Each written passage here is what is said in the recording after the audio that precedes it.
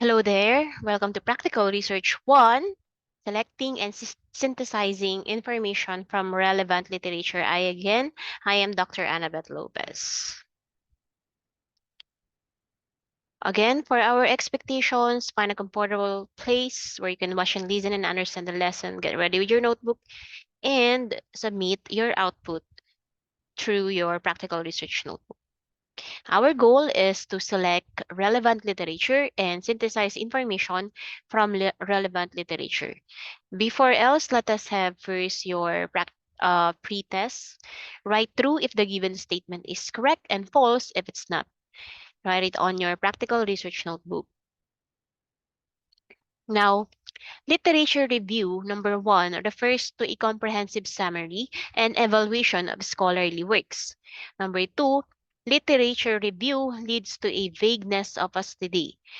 Number 3, a good literature is out to date.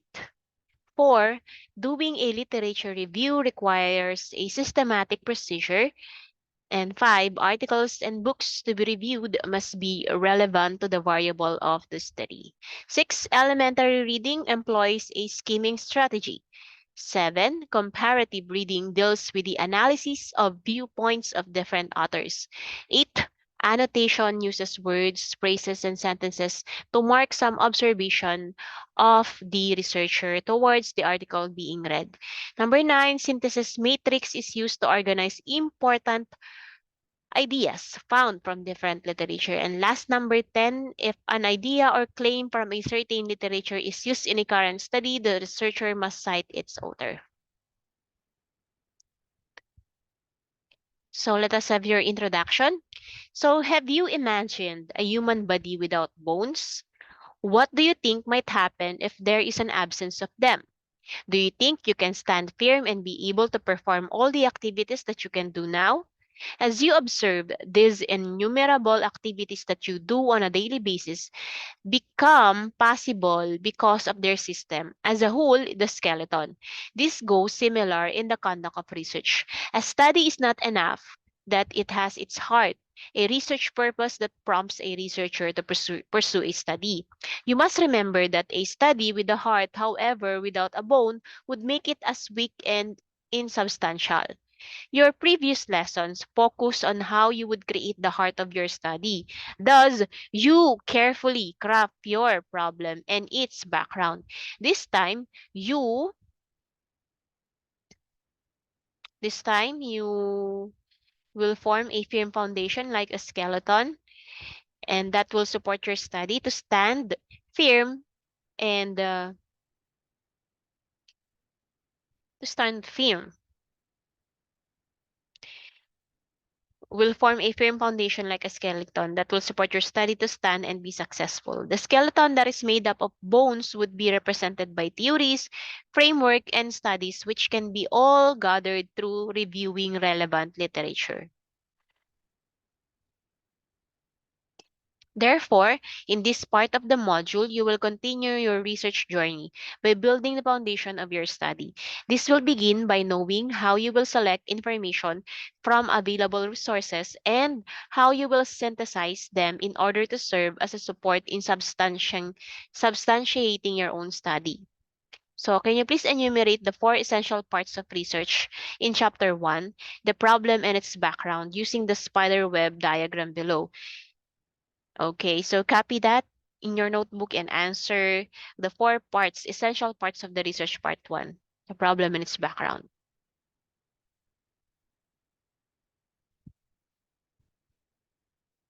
So, in conducting a study, all ideas should be related to your study so that these will allow your readers to picture out and understand the depth of the study you will investigate. If your study, let's say, is concerned with the study habits of the students, you will definitely select relevant literature and studies that will support your own work.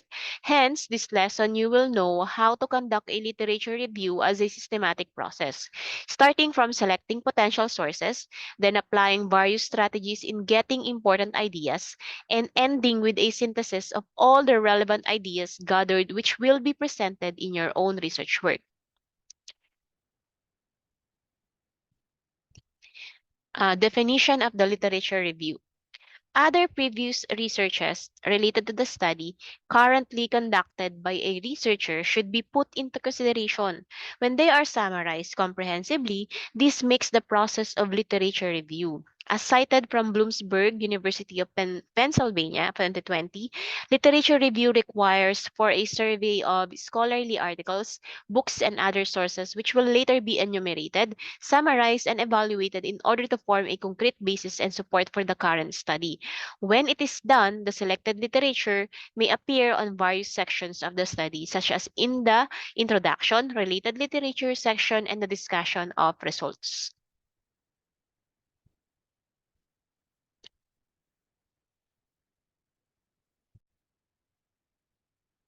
So these are the purposes of reviewing literature. The following are the purposes of literature review, University of South Carolina Library 2020. Number one, it provides the researcher a clear understanding of the study to be investigated. Through literature review, the researcher can boost his or her confidence by clearly understanding the phenomenon and be able to clarify essential variables of the study. Number two, it justifies the need for conducting the study. Review of literature allows the researcher to identify the existing gaps in the knowledge. Thus, further investigation to be conducted by the researcher will be justified. Number three, it serves as the basis for establishing concepts presented in the study. Reviewing literature relevant to the current study of the researcher enables him or her to substantiate his or her work. Concepts presented from the study which are supported by literature can make the work of the researcher more credible. So, selecting the literature for a study. Once the researcher has a clear problem as well as a rationale for conducting a study, he or she may now begin selecting literature such as theories, conceptual framework, and related studies that will serve as the foundation of the work. So, here, in selecting the literature for a study, the following questions should be considered. Number one, can this literature help me clearly present the delimitation of my study? Number two, can this literature give me insights to present properly essential variables of my study? Number three, is this literature up to date? Four, does the literature provide perceptive and accurate results and conclusions? Five, does this literature present contrasting ideas which can be used in identifying research gaps? In conducting a review of literature, when the researcher is about to engage himself or herself in doing literature review, he or she must do it in a systematic procedure so as to arrive with a comprehensive output which can later be used in substantiating the work. Like BOZA 2015 of University of California presents 6 steps in conducting a literature review. These steps are as follows. Number one, in conducting a review of literature, decide on the area of research. The first step always begins with the clear problem in mind of the researcher. He or she must clearly know the topic as well as the rationale of the study to be conducted. This will allow the researcher to focus on articles and books that are relevant and can help him or her substantiate the work. Number two, search for the literature. In searching for the literature which can be used for a study, the researcher may utilize printed materials and references, which can normally be found in the libraries. On the other hand, online sources which also offer scholarly articles and books must likewise be considered, for this can make the researcher saves more time. Number three, relevant excerpts. Excerpts in books and articles. Reading the abstract of a scholarly work will help the researcher determine whether it is a relevant or not to the study under investigation. Meanwhile, other sections of a scholarly source of as in articles and books can also be skimmed in order to get the excerpts of important data, which can be used as basis of the study. Definition of terms, prevalent claims, findings, and conclusions are some of those which the researcher should observe and read carefully. Further, employing different levels and types of reading can help the researcher to scrutinize efficiently the data and information presented from a reference. Wilson 1990 identified 4 types of reading. These are as follows. Elementary reading. This type of reading pertains to word recognition type of reading wherein sentences are literally comprehended.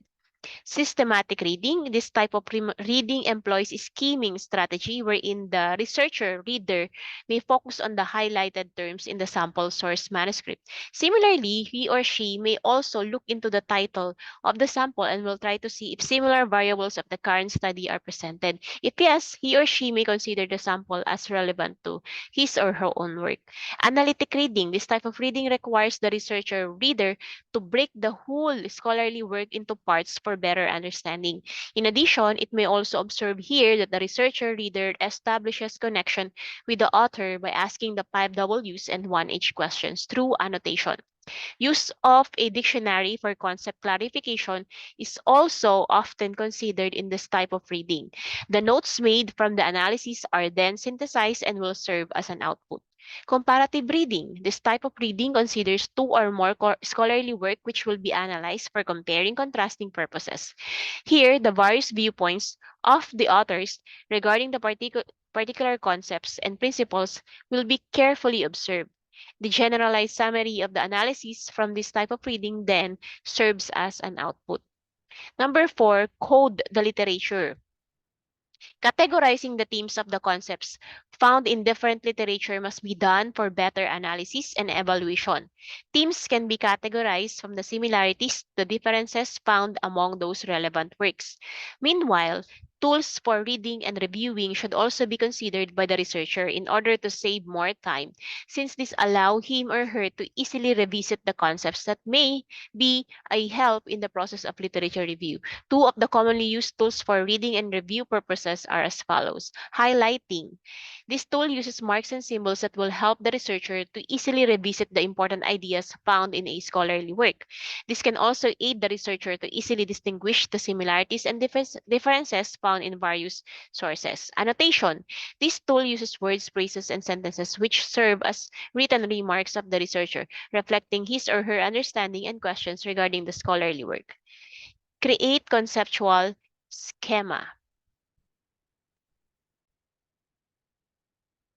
So in creating conceptual schema, after coding the concepts perceived to be important by the researcher in the conduct of the study, he or she may then organize them in order to see in a wider perspective the relevance, including their similarities and differences to the current work.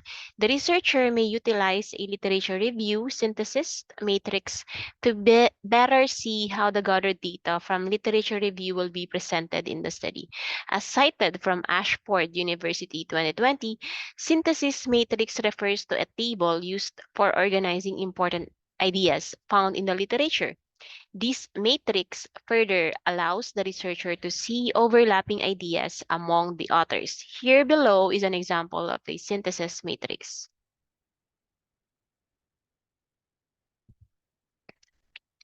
Source, problem or purpose, design, sample, methods, instrument, and findings. So you'll get a study, number 1, 2, and 3, um, thesis or a dissertation. Take a look at the abstract and search for its problem or purpose of the study. What's the design? What's the sample? What's the method and the instrument and the findings of the study? So, example of literature review presented through synthesis matrix. Study 1. Is the problem is to study the influence of emojis on communication language. The design is quantitative. The sample is 200 students. Methods is survey. Instrument is questionnaire. Findings. It is revealed that the emoji with tears of joy is the most used emoji among the respondents with the percentage of 43.5%. Number 2, it is also observed that very less number of respondents use the sad smiley. Second study, sample to provide an overview of the functions of emojis in everyday written communication. Quantitative, 82 people, then survey, and then questionnaire. And then number 1, it revealed that the most frequent emojis on Twitter, just take a look at na lang the pattern here. Now, the problem, purpose, design, sample, methods, instruments, and findings. So it revealed that the most frequent emojis, number two, uh, number one, it revealed the most infrequent emojis in Twitter since December 2019 from the frequency distribution of emoji per country are the face with tears of joy accounted for 6.7%, smiling face with heart-shaped eyes with 3.72%, and face throwing a kiss with 2.1%. So let's begin writing your literature review. With a complete vision of necessary data that came from reading and reviewing literature, the researcher may now begin the draft of the manuscript for review of the related literature section.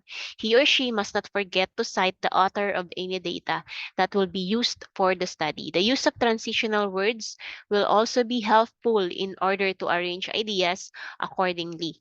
The use of similarly to present the ideas have in common. Now, the example of literature review presented in a research manuscript entitled Emojiology, a study of functions of emojis in the virtual community by Tabernero 2020. The frequently used type of emoji in computer-mediated communication, the widespread use of emojis as a form of supplement in the messages across computer-mediated communication has been highly observed. These icons are almost always present in different social media platforms since easy access to them has been made possible by smartphone devices. Hence, social media users can easily use them during their online communication. With this, many scholars have become interested of determining what specific type of emoji dominates the virtual world. So this is an example of literature review. Based on the study of Suresh, ND, yung date niya hindi nabanggit, no date, entitled The Influence of Emojis on Communication Using Social Media, a quantitative study among college students of Musuru. It revealed that the tears of joy type of emoji is the frequently utilized icon among the respondents with a percentage of 43.5%. This is followed by emoji thumbs up signed, which is used by 12% of the respondents. It is also observed that small a smaller number of respondents uses the sad smiley.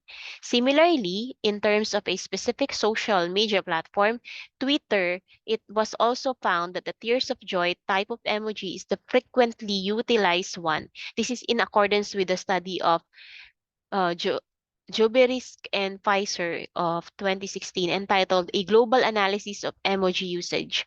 Here, they revealed that the face with tears of joy emoji is the most used emoji on Twitter since December 2015, based on the frequency distribution of emoji used from each country. 6.7% was accounted to face with tears of joy, 3.72% to smiling face with heart-shaped eyes, 2.1% to smiling face with smiling eyes, and another 2.1% to face throwing a kiss.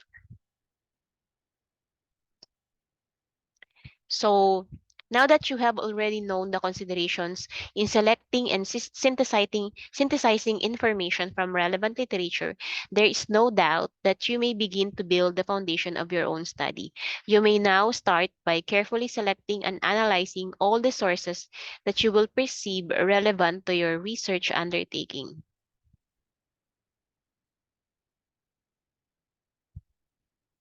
Thank you for listening and watching. So remember to submit your output in your practical research notebook. And make sure that you are prepared for our short quizzes. Please like, share, and subscribe.